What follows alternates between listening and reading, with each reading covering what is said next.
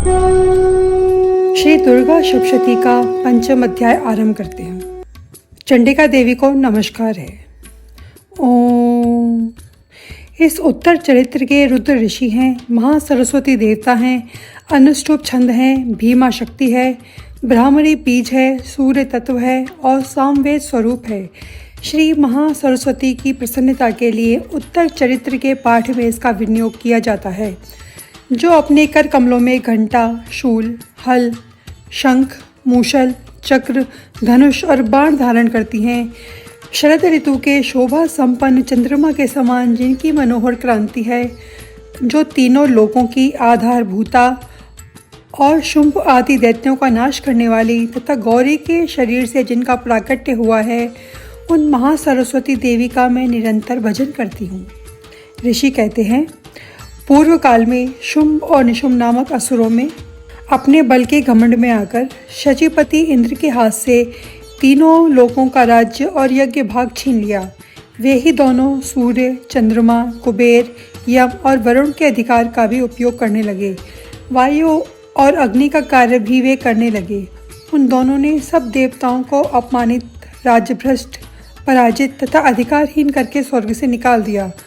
उन दोनों महान असुरों से तिरस्कृत देवताओं ने अपराजिता देवी का स्मरण किया और सोचा, जगदम्बा ने हम लोगों को वर दिया था कि आपत्ति काल में स्मरण करने पर मैं तुम्हारी सब आपत्तियों का तत्काल नाश कर दूंगी।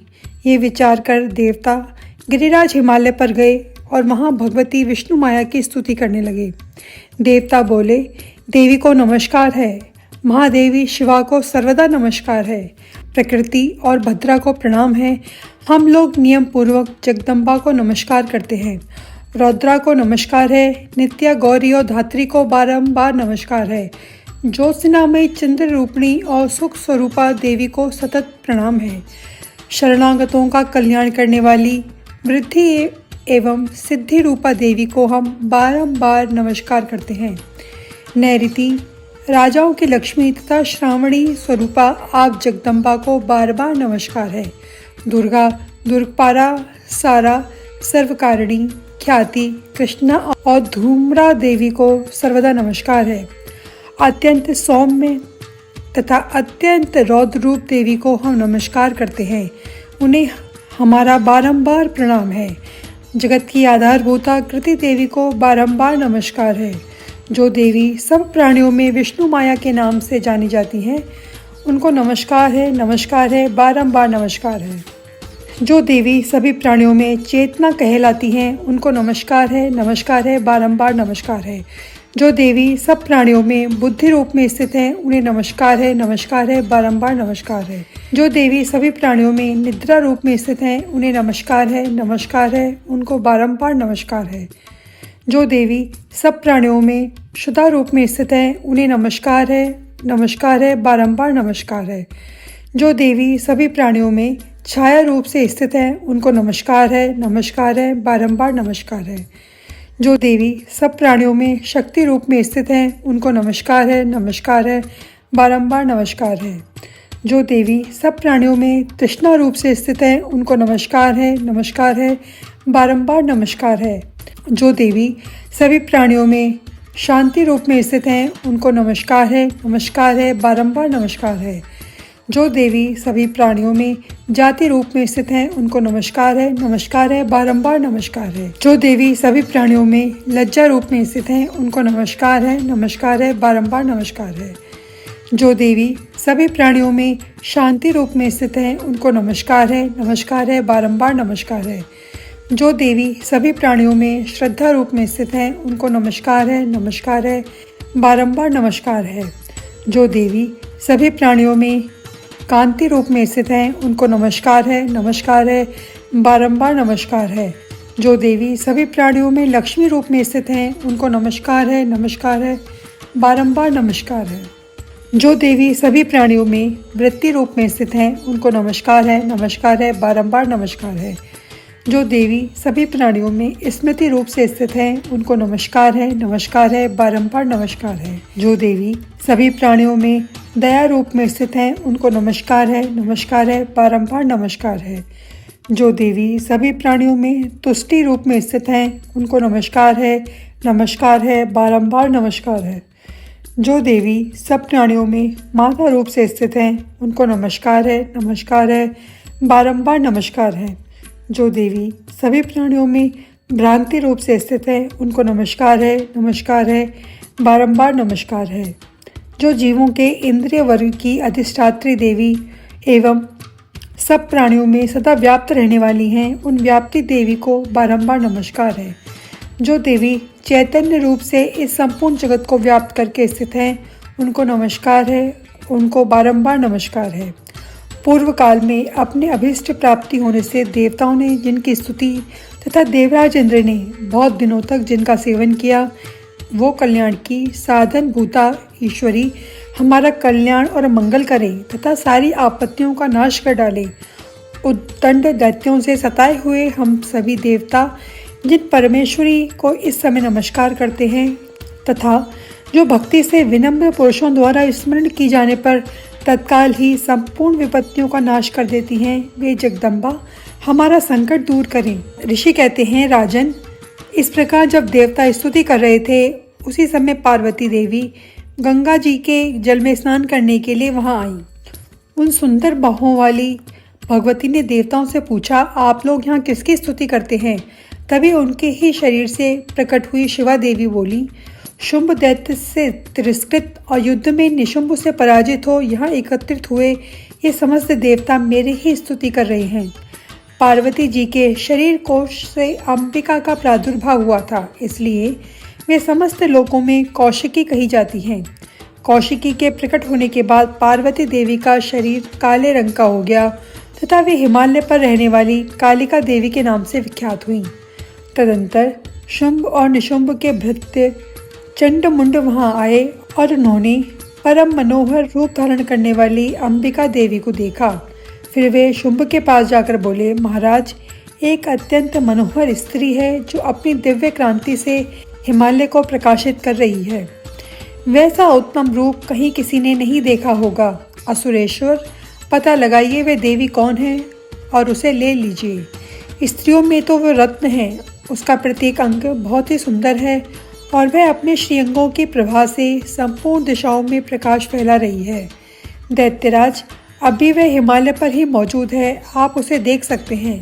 प्रभु, तीनों लोकों में मणि, हाथी और घोड़े आदि जितने भी रत्न हैं, वे सब इस समय आपके घर में शोभा पाते हैं। हाथियों में रत्नभूत ऐरावत, ये परिजात का वृक्ष और ये उच्च श्रवा घोड़ा, यह सब आपने हृदय से ले लिया है। हंसों से जुता हुआ ये विमान भी आपके आंगन में शोभा पाता है।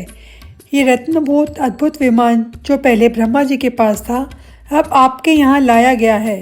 ये महापद्म नामक निधि आप कुबेर से छीन लाए हैं। समुद्र ने भी आपको किलंजली नाम की माला भेंट की है, जो केसरों से सुशोभित तथा जिसके कमल कभी कुमलाते नहीं। सुवर्ण की वर्षा करने वाला वरुण का छत्र भी आपके घर में शोभा पाता है तथा ये श्रेष्ठ रथ जो पहले प्रजापति के अधिकार में था, अब आपके पास मौजूद है। दैत्येश्वर, मृत्यु की उत्क्रांति नामक शक्ति भी आपने छीन ली है। मृत्यु की उत्क्रांतिदा नाम की शक्ति भी आपने छीन ली है तथा वरुण का पाश और समुद्र में होने वाले सब प्रकार के रत्न आपके भाई निशुंभ के अधिकार में हैं। अग्नि ने भी स्वतः शुद्ध किए हुए 2 वस्त्र आपकी सेवा में अर्पित किए हैं। दैत्यराज, इस प्रकार सभी रत्न आपने एकत्रित कर लिए हैं। फिर जो ये स्त्रियों में रत्न रूप कल्याण में देवी हैं, इसे आप क्यों नहीं अपने अधिकार में कर लेते? चंडमुंड के वचन सुनकर शुंभ ने महादैत्य सुग्रीव को दूत बनाकर ऋषि के पास भेजा और कहा, तुम मेरी आज्ञा से उसके सामने ये बातें कहना और ऐसा उपाय करना जिससे प्रसन्न होकर वह शीघ्र ही यहाँ आ जाए। वह दूत पर्वत से अत्यंत रमणीय प्रदेश में जहाँ देवी मौजूद थी गया और मधुर वाणी में कोमल वचन बोला। दूत बोला, देवी, दैत्यराज शुंभ इस समय तीनों लोकों के परमेश्वर हैं। मैं उन्हीं का भेजा हुआ दूत हूँ और यहाँ तुम्हारे पास ही आया हूँ। उनकी आज्ञा सदा सब देवता एक स्वर से मानते हैं, कोई उसका उल्लंघन नहीं कर सकता। वे संपूर्ण देवताओं को परास्त कर चुके हैं। उन्होंने तुम्हारे लिए जो संदेश दिया है उसे सुनो। संपूर्ण त्रिलोकी मेरे अधिकार में है।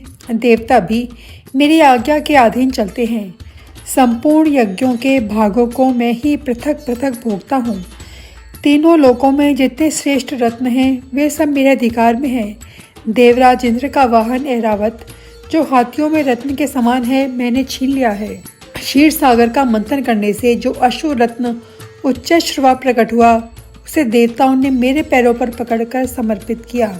सुंदरी, उनके सिवा और भी जितने रत्नभूत पदार्थ देवताओं और गंधर्वों और नागों के पास से वे सब मेरे पास ही आ गए हैं। देवी, हम लोग तुम्हें संसार के स्त्रियों में रत्न मानते हैं।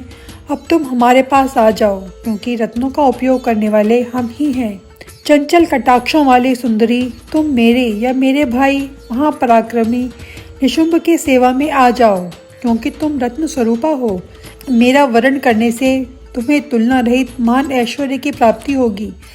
अपनी बुद्धि से विचार कर तुम मेरी पत्नी बन जाओ। ऋषि कहते हैं, दूत के यूं कहने पर कल्याण में भगवती दुर्गा देवी जो इस जगत को धारण करती हैं, मन ही मन गंभीर भाव से मुस्कुराई और इस प्रकार बोली। देवी ने कहा, दूत, तुमने सत्य कहा, इसमें तनिक भी मिथ्या नहीं। शुंभ तीनों लोकों का स्वामी है और निशुंभ भी उसके समान ही पराक्रमी है, किंतु इस विषय में मैंने जो प्रतिज्ञा कर ली है उसे मिथ्या कैसे करूं? मैंने अपनी अल्प बुद्धि के कारण पहले जो प्रतिज्ञा कर रखी है उसे सुनो। जो मुझे संग्राम में जीत लेगा, जो मेरे अभिमान को चूर्ण कर देगा तथा संसार में जो मेरे समान बलवान होगा वही मेरा स्वामी होगा। इसलिए शुंभ अथवा महादैत्य निशुंभ स्वयं ही यहाँ पधारे और मुझे जीतकर शीघ्र ही मेरा पाणी ग्रहण कर ले। इसमें विलंब की क्या आवश्यकता?